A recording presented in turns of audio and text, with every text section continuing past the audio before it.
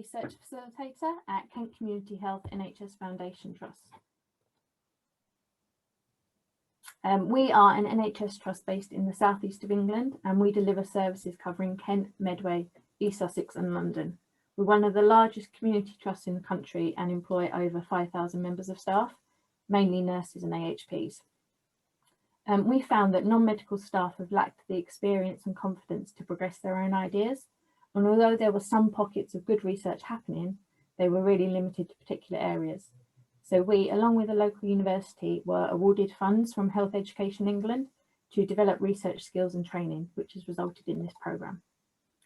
So our aim was to grow and embed a research culture amongst teams, as well as focus on the individual's development and learning opportunities. As a community trust, many of our clinical staff are autonomous practitioners and they largely work on an independent basis. There are very few occasions for staff to come together. This can make opportunities to collaborate difficult to access. Due to the ageing population and with this the rising comorbidities, interdisciplinary working is vital for the care of our patients. We wanted to break down these barriers to encourage interdisciplinary work and increase understanding of different practices. So we developed a programme which funded staff to be backfilled to work on a project, and as part of the programme they would undertake training sessions, supervision and work experience. So the university provided academic sessions which included topics on searching databases, reading journal articles and involving the patients and public in research. They also provided academic supervision for each trainee, and we paired these up according to the topic the champion had identified. This was to develop key academic relationships to promote collaborative practice, and we hoped it would support them to further continue with their work. So we tried to adapt the programme and its needs to fit the individual. By being able to undertake their own work experience, they can focus on their areas of interest.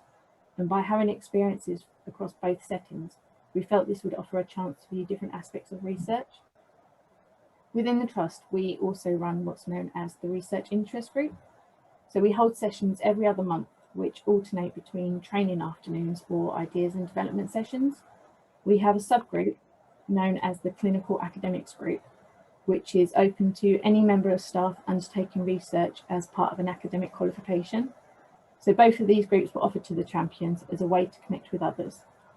Each champion was also given a trust mentor during the programme, so they had a link within the trust who they could go to if they had any problems. So the champions had to complete various activities throughout the programme. This included blogging to spread the word about the programme, as well as opening up collaborative opportunities with colleagues. Some have kept up this practice and we've had new champions come forward after reading the blogs. We encourage champions to join Twitter, to link in with researchers in their field and to increase networking opportunities outside the programme. We set up a WhatsApp support group so that all champions can ask questions or chat to each other. And as part of their outputs at the end of the programme, they were tasked to write a post abstract as well as a write-up of their work. We commissioned for the abstracts to be made into posters for each champion. These were displayed as part of the Trust conference and afterwards used in their clinical areas or for other conferences. They were also encouraged to have a slot at their team meetings to talk about research. This is so that the whole team felt involved and engaged. Many people think that to do research is completely separate from clinical work, and we wanted to dispel that notion and that both clinical work and research can and should be done hand in hand. The clinical work impacts the research and research should be implemented within practice. So the positive outcomes of the programme and the impact it had on staff meant we were funded for a second year from Health Education England. Based on the feedback, we decided to make some changes. So champions told us that it had been difficult to negotiate days off with management. So we decided to set half of the allocated time, which allowed for more opportunities to meet as a group, share progress and ask questions. This was really valued, although COVID unfortunately put a stop to these halfway through. We continued offering virtual support, which helped them to refocus on their projects. The first cohort really enjoyed the networking opportunities, and we felt that they would be in a great position to mentor the new cohort. This would further increase interdisciplinary working, as well as letting them become leaders of research within the Trust. In the first cohort, we stressed the importance that this was a learning opportunity with no obligation to reach certain academic qualifications, which really encouraged those who had no academic experience to apply. However, from feedback, we found that some really wanted to be able to show that they'd achieved a grade. So we decided to have an option where people could submit their work for 15 credits at a master's level if they chose to. This actually proved really popular, and 9 out of 10 chose this, and all those who submitted did pass. So due to interest from neighbouring organisations and with the increase in cross-organisational working, we've opened up cohort 3 to other local health and social care organisations. So cohort 3 has been funded by the Trust, and each other partner will be paying for their staff to join.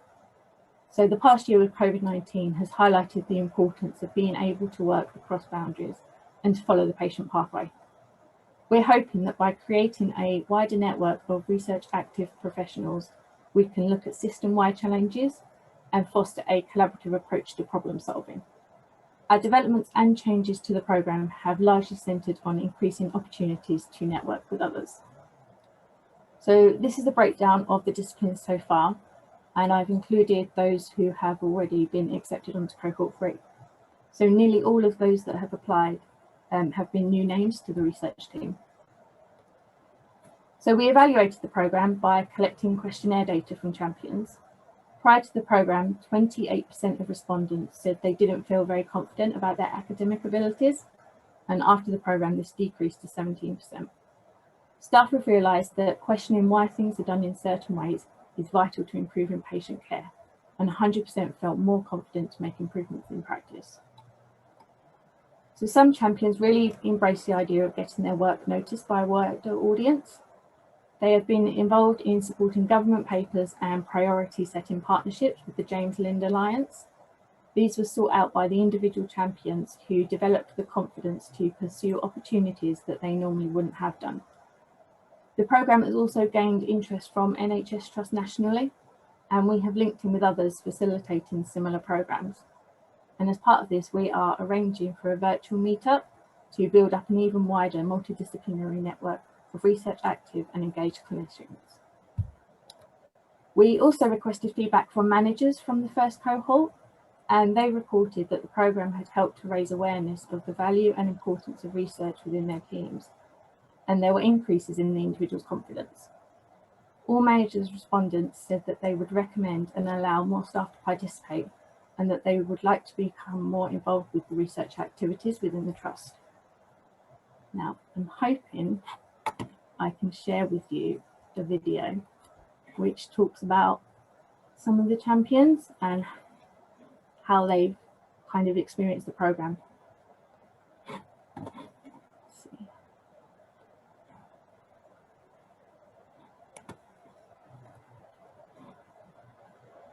So when I saw this advertised, it was asking for registered practitioners. What was most interesting to me was that they didn't need any previous qualifications. So I trained as a nurse and a midwife in the first half of the 1980s and came back into nursing 10 years ago to a profession that has become a lot more qualified. It's a degree qualification now. A lot of people have master's qualifications. Everybody has at least a diploma, whereas I have nothing. So to come on this programme and to be able to actually step into the world of academia was a great opportunity, and I was very glad to be allowed on it. I was really excited to hear there was a Research Champions programme, because I've been looking for things related to research that I could get involved in. When I saw the programme, I thought this may be the answer to all my questions. I thought I'd give it a go, see what the programme was about. I think I applied mainly because I'm quite interested in practice development, and I'm interested in the evidence behind what we're actually doing. And I think that sometimes we continue to do the same things over and over again, and actually in the workforce as a whole things have actually moved on, and I think that having that access to up-to-date research and information on how to access it is really important for the development of any service, really. In 2016, I was really struggling to monitor some of my patients, and I began to talk further with my line managers about how we could become partners with the London team to bring virtually observed therapy.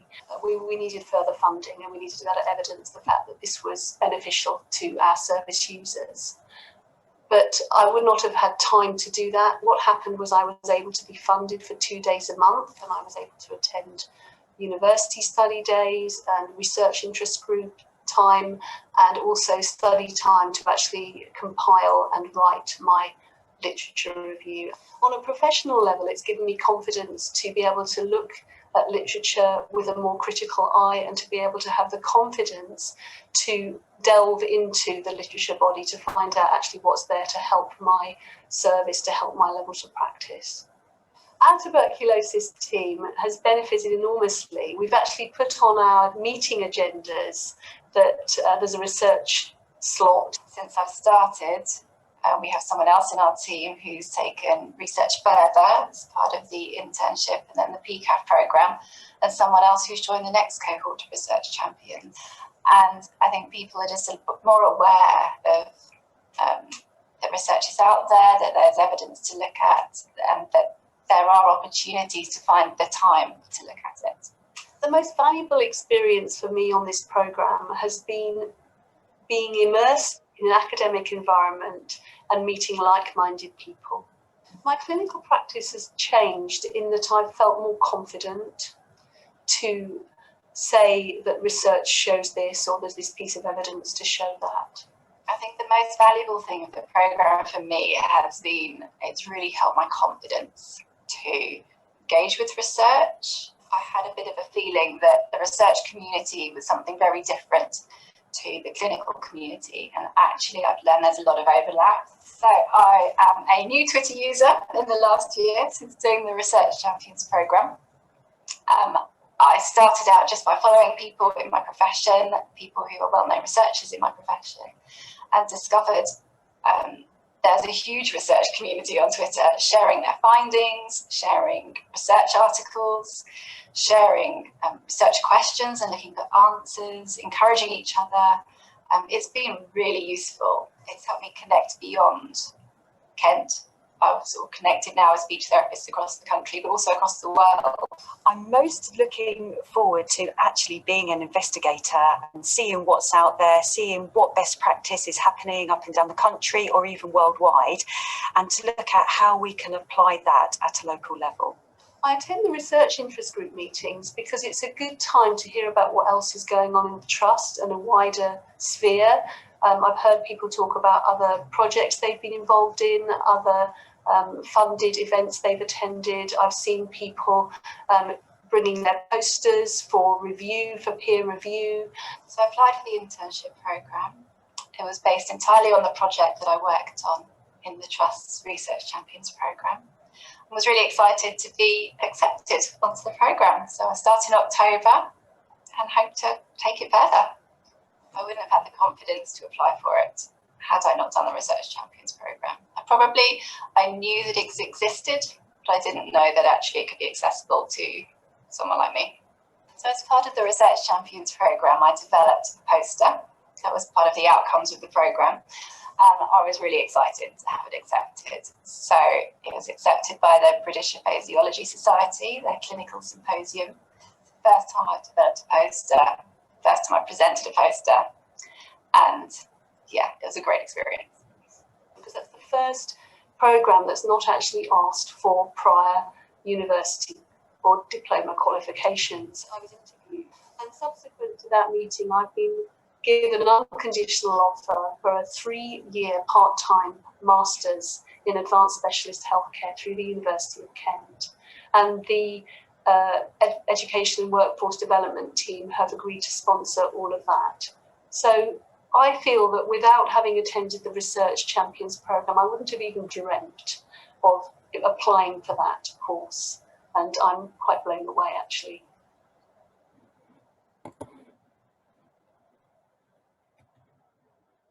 Thank you very much for listening.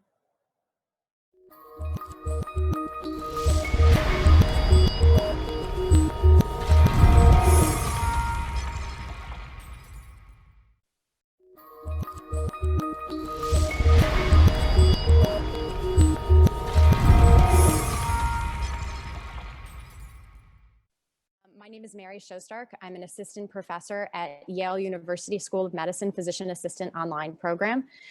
Today we'll be speaking to you about our virtual interprofession education collaborative known as Vipe. Previously, many of us speaking to you today have had the experience of teaching IPE to students on campus where we had access to multiple healthcare professional students in one location. When on campus, we had to coordinate IPE activities, times, space big enough to house hundreds of students, and logistics. When being hired by the Yale Physician Assistant Online program 4 years ago, which is an intentionally online program, we needed to figure out a way how to construct IPE completely virtually, as IPE is a part of our accreditation standard. I began to reach out to other online programs at other institutions to form a committee on IPE to develop asynchronous and synchronous cases that we will discuss here today. Our collaboration stems from a shared interest and is completely voluntary. Some of our universities have accreditation requirements while others do not. So it is my pleasure today to introduce you to several members of our team that will be here today. Cheryl? Good day. My name is Dr. Cheryl Resnick. I am an associate professor of clinical physical therapy at the University of Southern California. Erin?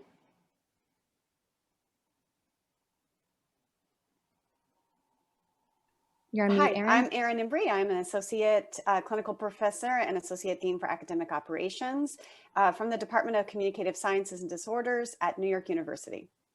Elke? You're on mute. Hi, my name's Elke Chevitz. I'm a family nurse practitioner and assistant professor at Georgetown University. Dawn? Hello, I'm John Jostin Hagee, and I'm a clinical associate professor at the Suzanne Dwork Peck School of Social Work at the University of Southern California. And Andy? You're on mute. Hi, everyone. My name is Andrew Wiss, and I'm with the Department of Health Policy and Management at the Milken Institute School of Public Health at the George Washington University. And so all of us here today are to speak to you about our Vipe collaborative. And go ahead, Cheryl. So the planning for our first Vipe event took 9 months from first meeting until the actual program was run. Now that we have a program template, we're able to create and deliver a novel program within 2 to 3 months. What's required is a fearless leader, a dedicated group of volunteer faculty, and a timeline. Each one of the steps on the graphic indicates a critical component in the planning process, which was memorialized in a shared OneNote file. Many of the listed tasks overlapped, but of greatest importance was identifying our objectives, including IPEC competencies and pre and post tests. This work enabled us to receive IRB approval.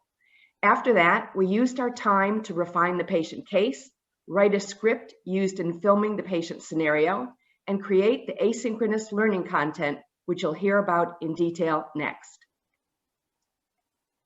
So as Mary said, each member of our committee already had experience teaching online, and we knew that a strong instructional or event design was really key. So there were approximately 200 students who have participated in our initial Vipe event, and they represented a number of different disciplines.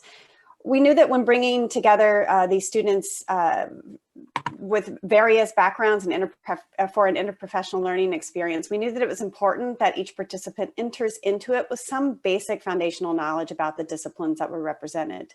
So we did this through a written dossier for each profession that outlined kind of what the profession, the clinical training for that, and also the backgrounds for that. And along with a recorded interviews with a representative from each that Mary was instrumental in organizing and conducting. We also organized this and the actual case content and case related resources in a Vipe course that we created within a shared learning management system. We called in a number of interested faculty across all of our programs to help facilitate the event and created a detailed facilitator guide to help guide the interdisciplinary group discussion. Pre and post surveys that served as our primary data set related to student learning outcomes and the impacts were created in Qualtrics. And the live event initially was held on the Adobe Connect platform before, and since then we've transitioned to Zoom. So cultivating a high level of student engagement was always our primary goal, and now Elke will share more about how we brought our cases to life. Our diverse team created various scenarios rich in complexity and engaging various students from all these health disciplines. Members provided feedback for the scenes and the case, and the standardized patients and family members were filmed with actual nurse practitioners conversing from the script in a realistic approach. Due to the pandemic, our last scenarios were filmed in online using a Zoom camera. However, in the previous scenarios, we were on the East Coast in Washington, D.C. and in LA. The initial case involved a patient experiencing post-stroke depression and complexities requiring a patient-centered care team. And the second case involved a young adult patient assigned male at birth on feminizing hormone therapy, experiencing abuse at home with presenting wrist pain. Our Zoom case involved a mother of a child with autism who was needing the help with a myriad of services for her son after moving from one state to another. Students from disciplines such as family life, justice, public policy, nursing, advanced practice nursing, physician's assistants, communicated speech and language, occupational therapy, physical therapy, collaborated together in this live session to review these cases and learn about the roles of the other disciplines, as well as the teamwork involved. So as Elke mentioned, and everyone else mentioned, we developed all of this asynchronous content together as a committee, as all of our programs are online. So we can, and we've created the asynchronous material prior to viewing the day of the Vipe event. So on the day of the Vipe event, the students gathered in a large Zoom room and were introduced to the core committee and introduced to the synchronous session objectives. The students are then broken up into interprofessional groups, and which were pre-assigned prior to the session, and they were broken out with a faculty facilitator. The facilitator was instructed and trained by the committee members not to teach, but to utilize a problem-based learning method, asking the students questions when the conversation slows. For each case, we also developed a facilitator guide for the faculty in order to orient them to the case. They also had access to the asynchronous material. The students then received breakout group questions, which were also on their asynchronous content, and that they will cover in their sessions. One student is instructed to take notes and is prepared to present back to the larger group upon returning to the main session. The students have the ability to discuss their case, their roles, the social determinants of health, and much more. Personally, I've witnessed the students marvel over the fact that they have never recognized that so many of the professions have so much overlap and recognize the importance of communication. I will turn it over to Dawn to discuss more of the results. All right, so what you're looking at here are the results from 2018, so our first year of our Vipe. As Erin described, we used different outcome measures. So we used 3 particular in 2018, knowledge about interprofessional care, which basically was 11 interprofessional scenario questions that we put together, and the students selected which of the professions would be involved in a STEM case, like a case scenario, basically.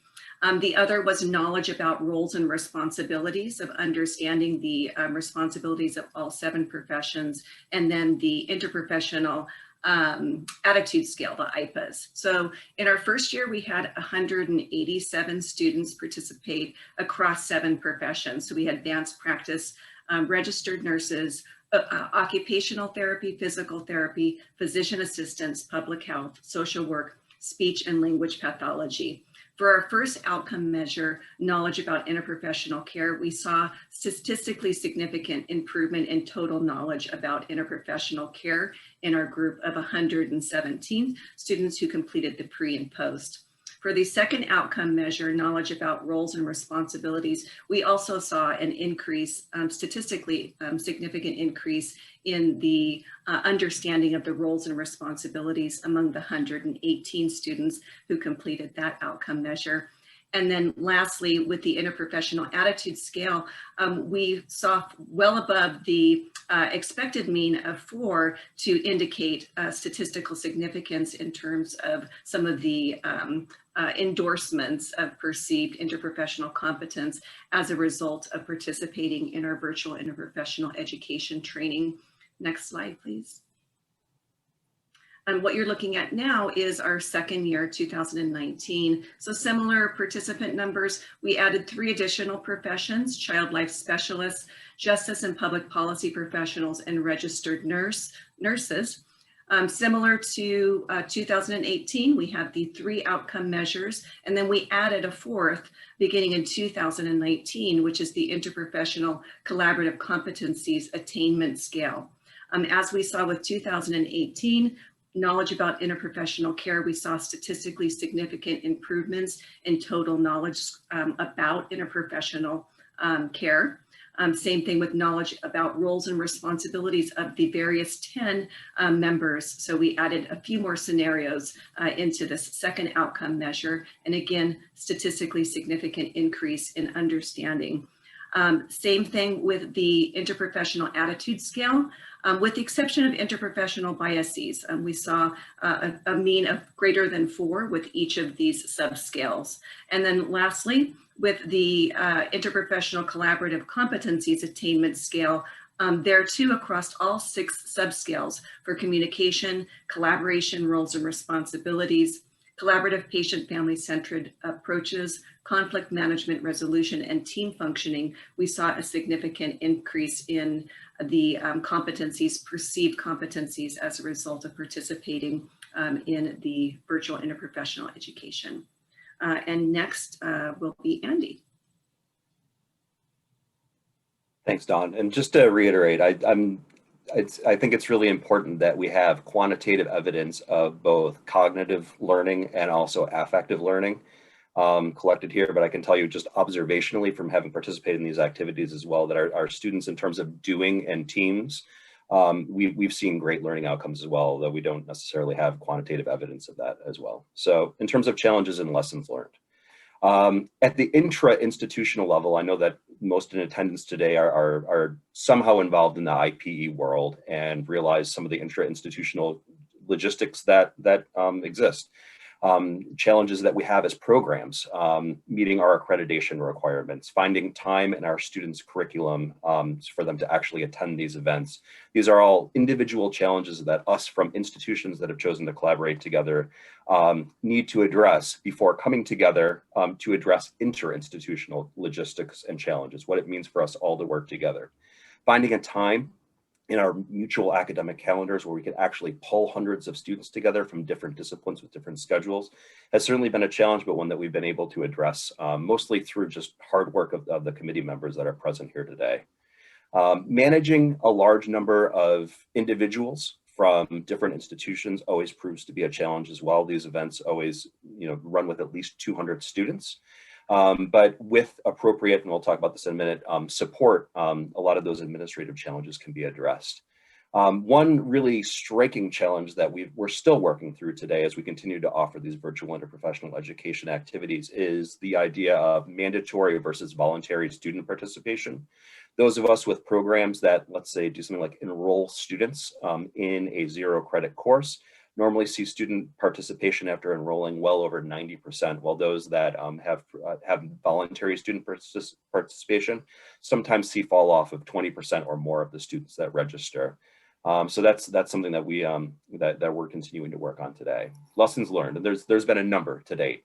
The first being vendor support, and by vendor support I mean IT and administrative support to manage this number of people from this many institutions and this many professions coming together. It requires thoughtful planning and person power to support the technology and to also get everyone organized and registered for the day. Another challenge having to do with attrition and requirements. Sorry, I'm just notes from the presenting team here. This again, the challenge of getting folks registered and to show up day of, it has been a challenge, but something that we've continued to get better at. Diversity. So I think the biggest strength and really the joy of working with this group is the diversity of ideas that come from different programs, institutions, and locations around the country. And we've actually expanded this program to be an international one as well. So these national and international perspectives, experts from different disciplines, and just the fact that those that would get involved with IPE are natural collaborators. This team that I'm so fortunate to work with here has led to the development of really amazing cases and experiences to students. And it's something that we hear back from all of them in course evaluations and anecdotally through emails and conversations with our students, is just what the value of participating was. And I think that really just starts with the team here. And finally, our big takeaway, our big finding is that meaningful interprofessional interaction between students as they develop through the degree path can be achieved in a virtual format. And it's something that we've been able to improve over the last few years, and we're continuing to get better at iteration after iteration. I know that we have a minute or two left. I'm sort of proud of the team here that we were able to keep on schedule. Do any of you have anything to add in terms of lessons learned, or do we want to open it up for questions? I think just want to say that this is a model that we developed pre-COVID, but it is something that is very useful for all universities to be able to work with the Vipe model. And we're happy to collaborate in any kind of fashion. So thank you.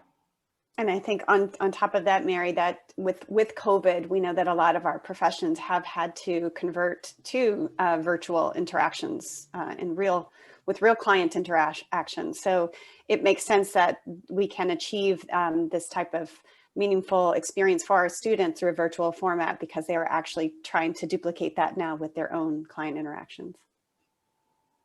And there was a question that said, did we try to include medical students? We would love to have medical students in our group for Vipe. We have not yet, but one of them will. We have developed this, as Andy said, into multiple different countries. And so we do have medical students from other countries that have been joining us.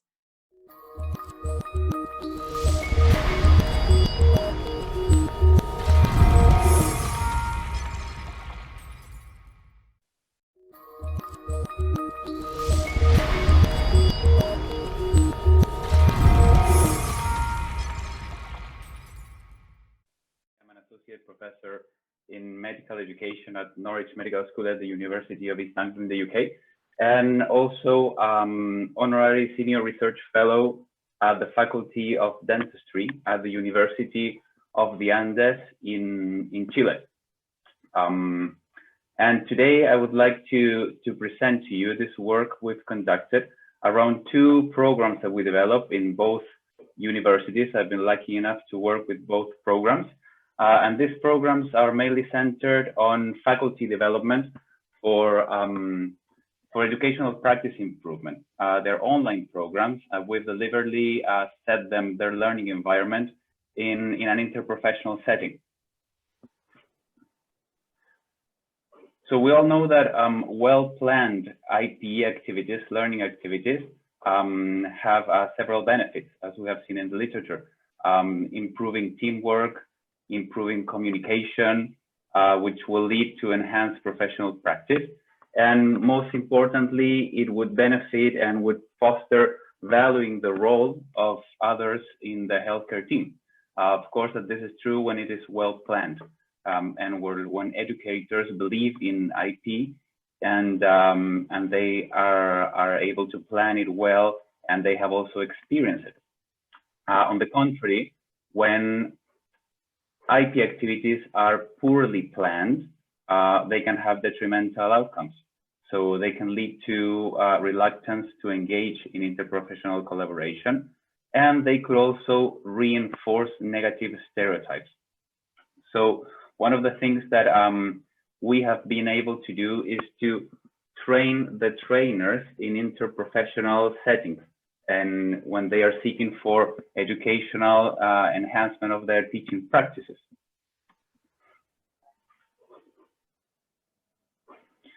So in a systematic review that we conducted in 2016 around attributes of quality teaching in higher education, we found that there were three main pillars of teaching quality that can transfer into faculty development areas. So we have disciplinary competence of what educators teach. Then we have the transversal competencies that can mean personal attitudes, communication, and we also have educational and pedagogical competences, where we may include the deliberate teaching of how to conduct interprofessional education activities. And well, the past year and the past few months have shown us how important it is to support faculty and to support educators in their educational pedagogical competencies. So we've seen that the impact of the pandemic in healthcare educators has meant an increase in clinical and educational work. We have also seen that there has been a need to establish educational practice communities within our health professions, but also with other healthcare professions, building teams of educators. And for the support of educational and digital competence has been crucial to make this abrupt transition into online teaching. But what else is needed to support interprofessional learning environments besides deliberately and explicitly training the trainers on how to build interprofessional education for their students? We also need educators being supportive of, and also for them to have experience what interprofessional learning is, so they can in the end role model IPE best practices. Unfortunately, many of the faculty development programs for educational practice improvement are delivered uniprofessionally. This is of course justified when you need to teach something or train the trainers in something very specific that could be only applied in their health profession. But we see that this is not the case all the time, and that there is no evident justification to train the trainers in educational practice improvement practices in silos. So we need to get educators learning together, understanding, and also becoming aware of each other's disciplines and their teaching practices. Of course, that there are particularities on how we teach in different health professions, but these are likely to be transferable, and we may learn from each other and of course transfer these teaching practices for the benefit of our students. But then there comes another barrier. Most of the faculty development programs are taught or are delivered face-to-face, but as health professionals are quite busy people with work intensity, high work intensity, high workload, which transfer in long working hours. This is also a barrier, and we've deliberately planned this faculty development programs as an online activities, both with asynchronous and synchronous activities. And it is also excited by the social distance required now. So both of these programs have been originally planned, designed, and implemented as online learning programs in interprofessional settings. So both of them, on the one hand, we have the Master in Clinical Education from Norwich Medical School and the Postgraduate Diploma in Health Professions Education from the Faculty of Dentistry and in the University of the Andes in Chile.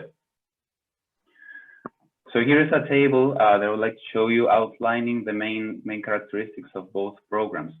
So on the first part of the table, you have the characteristics of the Clinical Education program of Norwich, and on the other side you have the characteristics of the Postgraduate Diploma in Health Professions Education from the Chilean Dental School.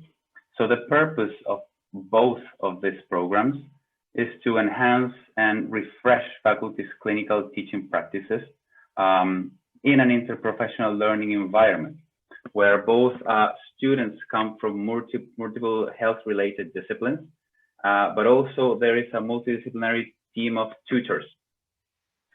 The mode of delivery slightly varies amongst these two programs. So in Norwich Medical School, we have a blended learning option and also a fully learning online program. The curricular structure is a modular program with a core and options component. delivered through Blackboard. And on the other hand, the Chilean program is fully online since it began. Modular also, but delivered through Canvas, through the Canvas LMS. Both programs share the similar types of modules oriented in learning and teaching, assessment, curriculum management, and leadership in health professions education. And explicitly in the modules dedicated to learning and teaching, there is explicit didactics and activities oriented on how teachers may implement interprofessional education with their own students. But besides the explicit teaching of interprofessional education, the learning environment, all the modules are built out so they can interact between each other in an interprofessional way. So the focus of the Norwich program is international, taught in English, and the one from the Chilean University is regional, mostly focused in Latin American colleagues, and is taught in Spanish. So both programs were designed thinking of three pillars on how we could implement successful interprofessional learning environment. So the first pillar was around professional diversity and egalitarianism. So we thought of having a diverse group of professionals that would equally contribute to teaching. This is in terms of the teaching staff, but also a multidisciplinary group of learners from different backgrounds and with different work experience, educational work experience that they could bring into the program, which would reinforce the culture we wanted to bring around interprofessional practice. The second pillar is on blended and online learning.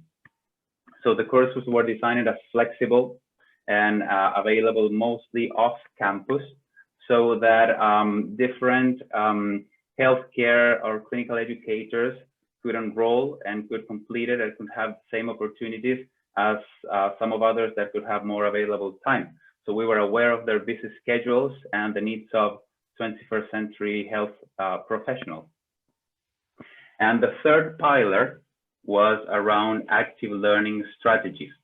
So besides didactics, videos, and everything that we are nowadays mostly used in online teaching, most of the activities were designed around discussion to facilitate critical thinking, collaboration, and workplace-based reflection and learning. So the aim of this was to facilitate the inclusivity, and so they could discuss and they could share their practices, so it could be transferable to their own settings with their students.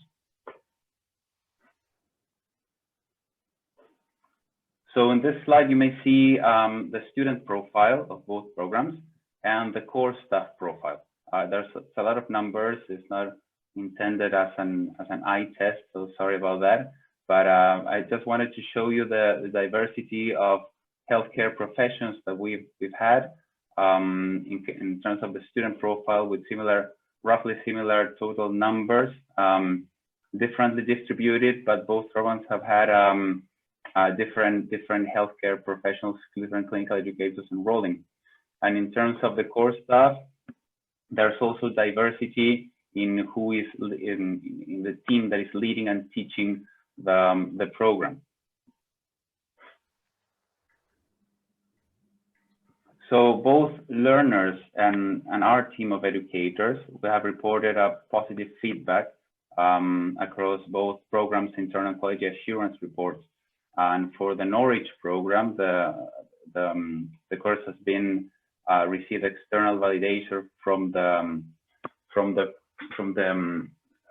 Advanced HE, formerly known as the Higher Education Academy, has been accredited also by the membership of the Academy of Medical Educators at the membership level, I mean.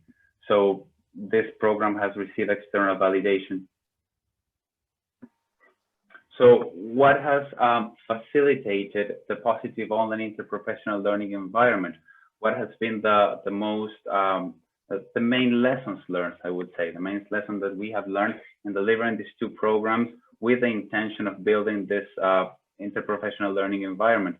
So the first one is our profession's inclusive teaching style. So we have been able to use a different mix of examples, of resources, different applications.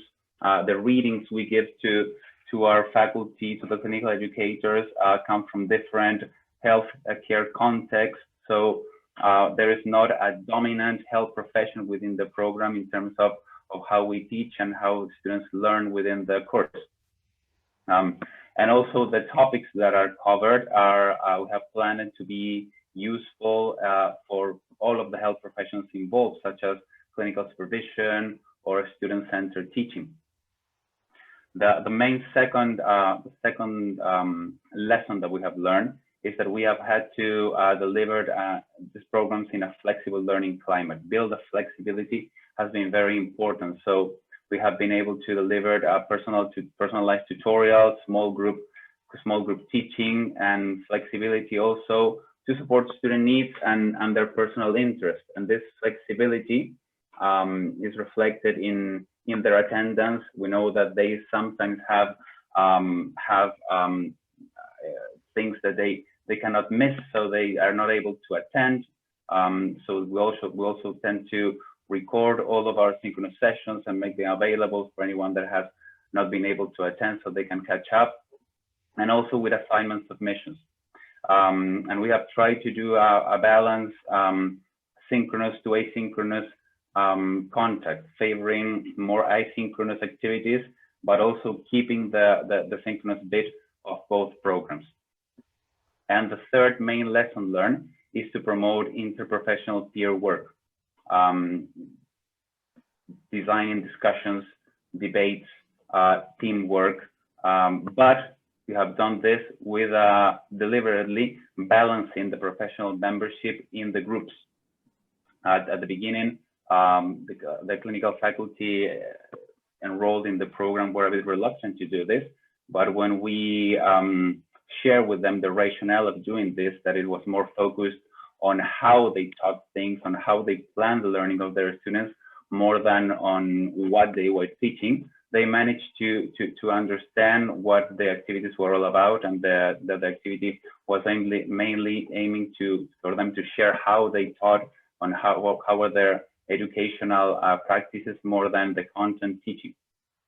And different peer assessment activities also, where we deliberately conducted an interprofessional matching.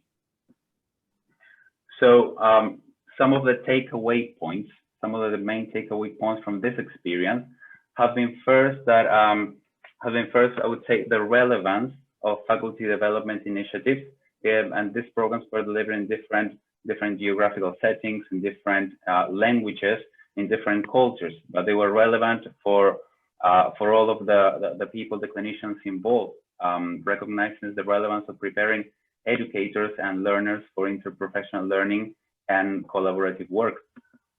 Secondly, is that the successful implementation of interprofessional learning strategies for faculty development does need a flexible and adaptable team of educators that we would be able to collaborate and continually learn about, from, and with each other, to role model this to our students, so they may transfer this in the education they provide for their students. The third takeaway point is that we would obviously want to continue exploring the impact of these programs and conduct further research from exploring the value and perception of these interprofessional settings for learners, but also to see the impact it has had in their educational practice, and to see if it has promoted the value of interprofessional education with their students. And finally, is that, well, we've seen that an effective way of promoting interprofessional education, besides designing activities with the students, is also to train the trainers in formal and also an explicit interprofessional settings. So if anyone else wants to continue the conversation around how we deliver these programs, or has had an experience of their own on training the trainers in interprofessional settings, I would be very happy to communicate with them.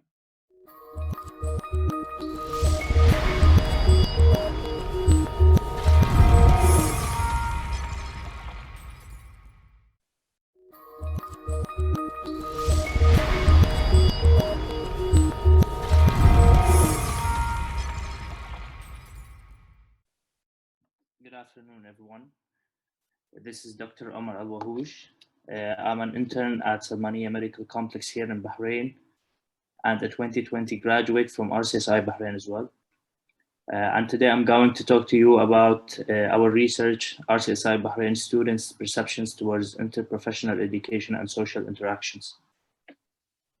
So this research was funded by Rcsi Bahrain Research Summer School, and it was supervised by Dr. Mariam Al-Aradi.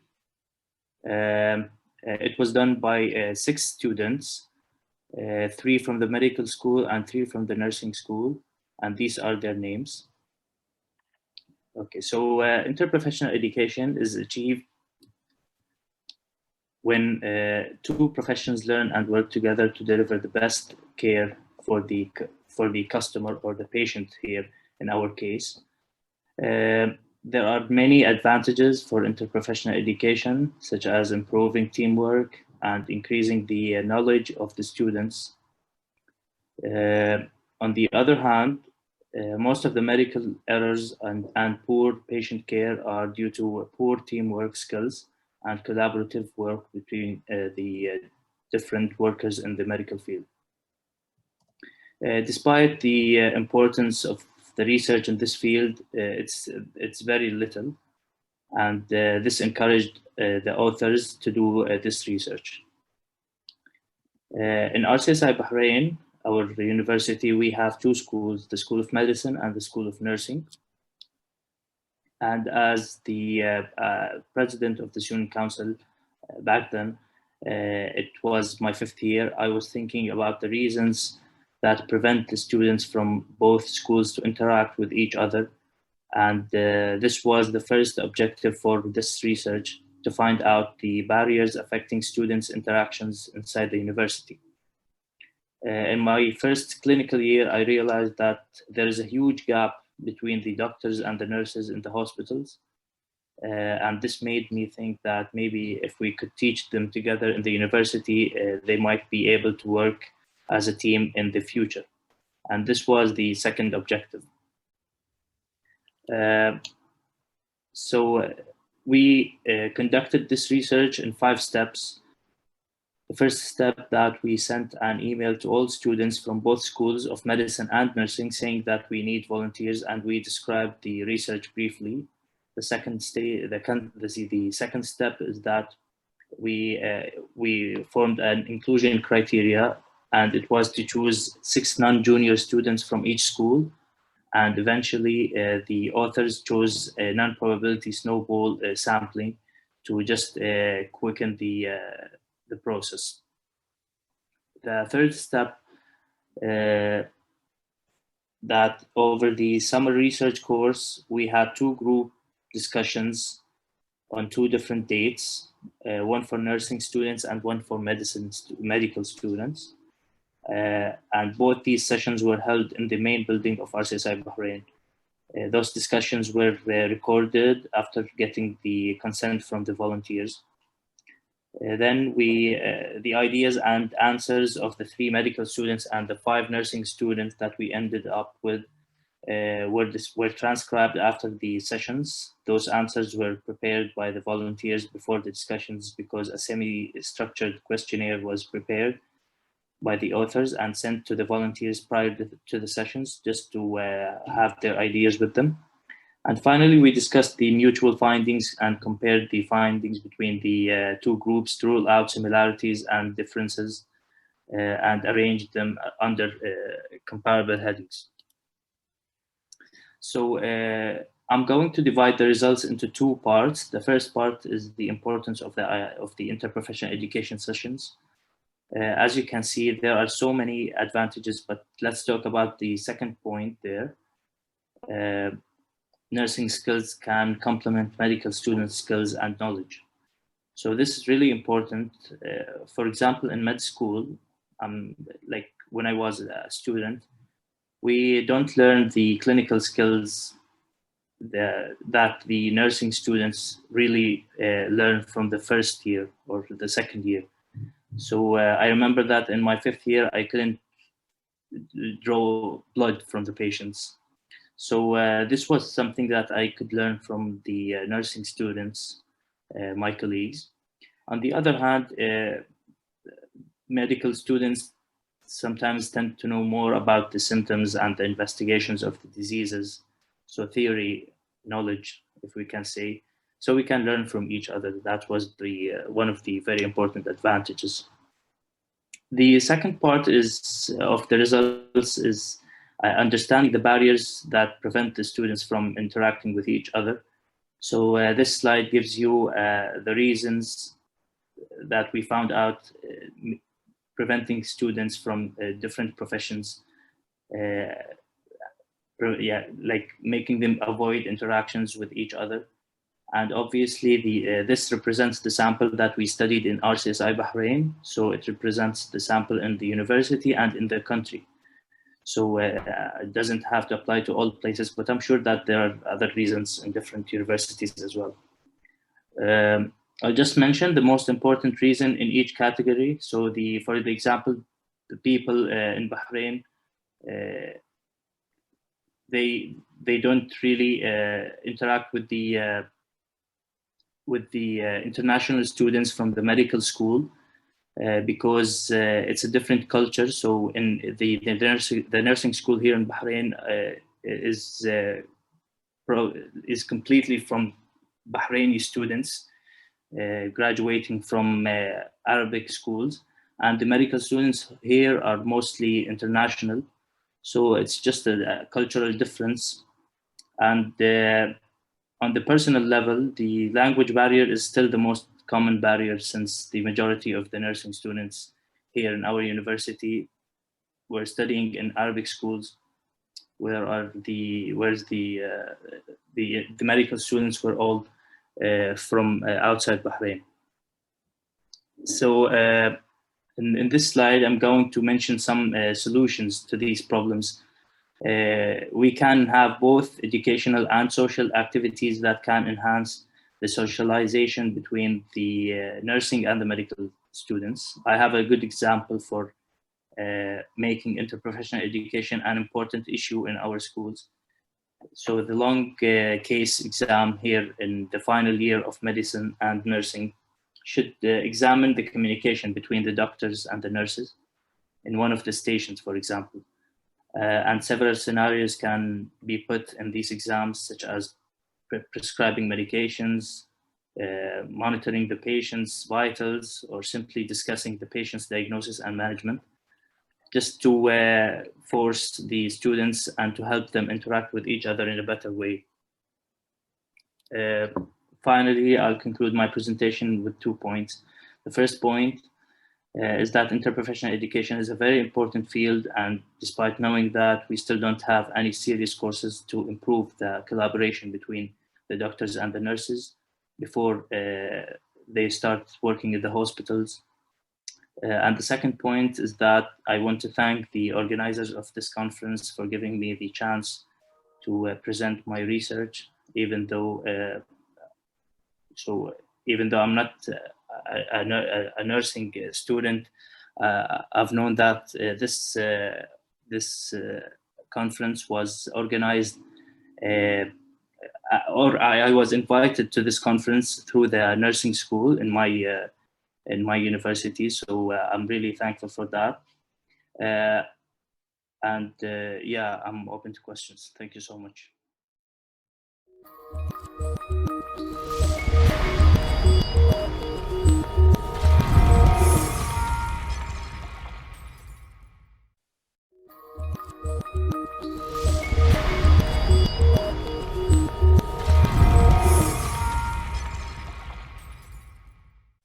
Welcome everybody to our presentation today. We are going to have a look at the Salutogenic Personal Leadership Framework, and I'd just like to give a brief introduction to us both. Andrew and I have been long-term collaborators. We're both professional accredited executive coaches. We support people with long-term chronic medical conditions, including living with and beyond cancer. We have experience in training in a coaching approach for leaders and healthcare professionals and practitioners. My business is Whitespace Coaching, and it runs accredited one-to-one coaching skills training, mentoring and supervision, empowering people to develop their personal leadership. And Andrew might want to now introduce himself. Thanks, Sue. Hello, everybody. Really great pleasure to be here. So, yeah, as Sue said, I'm sorry, but we cannot hear you very clearly. Maybe you can speak closer to the microphone. I shall do my best. Thank you. Thank you. Can you hear me now? Yeah. Much better. Thank you. Brilliant. Thank you so much. So, thanks, Sue. Very happy to be here today. My name is Andrew Parsons. Really interested in the discussion here around medical education with a background in research and development in the pharmaceutical industry. It's really great to see interprofessional collaboration being such a core area. Nowadays, I work in Reciprocal Minds, and we're really very focused on building personal, executive, and also corporate wellness for individuals and organizations.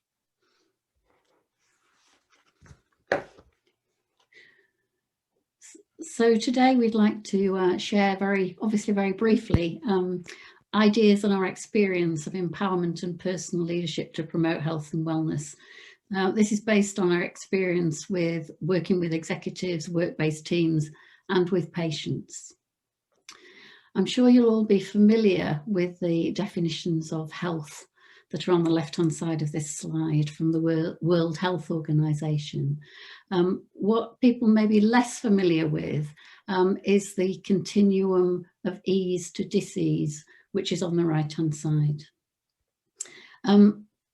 This looks at how people respond to stress. And again, we're quite familiar with the response to stress leading to poor or ill health, so through pathogenesis. What people are less familiar with is the ability to cope through stress and to maintain and promote your health and to move towards that position of good health through the process of salutogenesis. This is a concept that was developed, as you can see, by Aaron Antonovsky quite a long time ago now. He wrote a book, Health, Stress and Coping. And the sort of core of that is that he established that the level of sense of coherence that people have determines their ability to cope in a stressful or tense situation. So irrespective of the challenge, people can maintain their physical, emotional and mental health. And the three core elements of the sense of coherence are meaning, manageability and comprehension. So meaning is the motivation to cope. Comprehension is how you understand your situation, your reality, and how you're going to cope with that. And manageability is having enough resources to be able to cope in that situation. And we work with these principles in the coaching work we do. Coaching provides a resource for salutogenesis to help people maintain good health. Thanks, Andy. Thanks, Sue. We'd like to just touch on leadership, because I think that's really an essential part of really working with people and within different groups of people. And there's been so much research conducted on leadership over the years, but just from my own personal experience, I know there's different styles of leadership that can be sometimes very directional in terms of a command and control structure, to one that may be more supportive or more working interprofessionally and leading groups by creating an environment by which people are able to do their best work. And leadership really is around creating that space where there's a resonance, that you're able to connect with the people that you're leading, and the followers, if I could use that term, or the people in the team or the group or the organization, of recognizing you as the leader and providing that vision. And that flexibility of approach can sometimes be really important. And one element around flexing your leadership style, or even to really build your skills as a resonant leader, is one of self-leadership. And self-leadership is a concept that goes way back in management theory, probably over 30 to 40 years ago now, and really focuses on three core elements around building self-leadership, around really focusing on a natural reward in terms of doing tasks and creating a space of self-reflection, but also building strategies to change attitudes and behaviors to allow you to adapt and flex in different ways at different times. And both Sue and I really work in environments where leaders need to create a healthy environment to provide the space or a culture or opportunity for people to do their best work. And through this, we've developed a concept of personal leadership. And over to you, Sue. Okay. So at the core of the personal leadership model that's in front of you now is the health empowerment learning cycle. We've derived our definition of empowerment from Rcsi, and it comes from an educational context. It's the practice of freedom, the means by which men and women deal critically with reality and discover how to participate in the transformation of their world. What we know and experience as coaches is that when people are engaged in the transformation of their world, they have that sense of empowerment, and that is health promoting for them. So in the health empowerment cycle, there are four circles, four elements to it, and it's cyclical. So there is no beginning and end to it. But if we start at the top, we're thinking about how people become aware of their reality and evaluate their situation. How they can be motivated and align their motivations, their own internal motivations, and maybe what's driving them externally, to make plans, decisions, and actions, and choose what they want to do. These are then implemented, and from a process then of reflection and learning, the cycle can then begin again. The four corners of this cycle, outside the cycle, are important in the process of supporting this, and these are things again that we find in our experience of coaching. So mindfulness and presence helps to support people to become aware of what's happening for them at the time, in the moment, and to monitor, if you like, their emotional as well as their cognitive responses to their situation. Being able to cope and adapt and take on the challenges of life that we all face, and we know only too well today, will help people to develop their sense of coherence and to promote their health when challenges strike. Andy has described self-leadership, and self-leadership gives space for individual to participate, and this leads to their own personal empowerment. And the communal vision and action, this can be in a work-based situation, which would be around team leadership, working with peers, and it could be in building relationships or working with individuals who have chronic health conditions. Thanks, Andy. Thanks, Sue. And it's really interesting just to reflect on the power of conversation. because conversations are really a really useful resource to provide an insight into the way I think, the way I feel, my attitudes. And this, you know, with skill can be sort of tuned into by the listener. Listening is such an important part of our coaching experience. And you know, the power of coaching conversations is really to create that environment, which is one of safety and trust, for people to share and reflect on, you know, what's going on for them in their world, if I can use that terminology. And often, sometimes this is around specific behavioural goals, but often it's about things that we may not know yet. So, you know, great presentation previously, the motivational interviewing. And that features as a huge part in our health and wellness coaching elements, but particularly working with executives and often with the work we do with cancer patients. There's a very high degree of complexity, which sometimes creates that world of not really knowing where we're going at the moment. So these become more emergent goals, and supporting people to sort of have that reflection on the resources that are available to them, their values, their beliefs, which are a really important part of resonant leadership.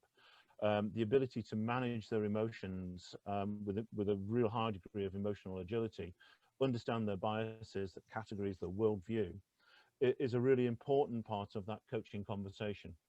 Because often we feel as coaches that what we do is provide that mirror for people to have a very clear and concise look at you know, the resources, the values, beliefs that they're demonstrating, and then we provide maybe support for them to sort of reflect on what might be more useful or ways in which they may want to change them. So in terms of coaching conversations for health empowerment, we're looking at how we support people to assess their reality in a critical way, and their current narratives around their life, their work, their health. Narratives shape our lives, and coaching is shown to be effective in developing health narratives. People are often aware of the narratives that underpin their thoughts and their actions. And there are 4 areas, again, if we look at the outside of the cycle, the narratives on awareness. So as Andy mentioned, what are the assumptions and beliefs that underpin my thinking and my actions? What's my intention? Where is my attention? And what's my attitude to it? Those are all very important aspects of awareness. So coaching can reflect what we hear back to people to enable them to actually assess how helpful or unhelpful a particular narrative is at the time. Similarly with narratives on health. So meaning and motivations, manageability and comprehensibility. So what's the meaning that people take from the stories of their lives and the story of what's happening to them at the time? And this can often, particularly initially, meaning can be something that we notice is thrown up in a really challenging transition. When something happens, when people hadn't expected it, the sentence that changes people's life. And then how do we support people then to establish a different meaning, to establish motivations to manage and to comprehend what's happening to them?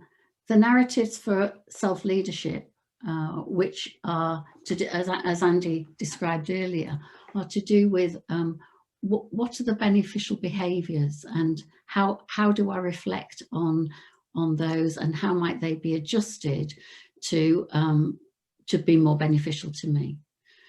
What are the rewards or not in the situation, and what's useful for me at the present time, and what might be useful for me as I look towards the future? The narratives on leadership are about establishing relationships. So whether that's an individual relationship or whether that's a relationship based on on a team development. The principles are the same. So it's around alignment, around collaboration, and around activating resources. And one of the key elements of coaching in the work we do is around supporting people to develop their resources, to access information and to learn, and then to be able to take that information forward so that they feel more empowered in their life and their situation. Thanks, Andy.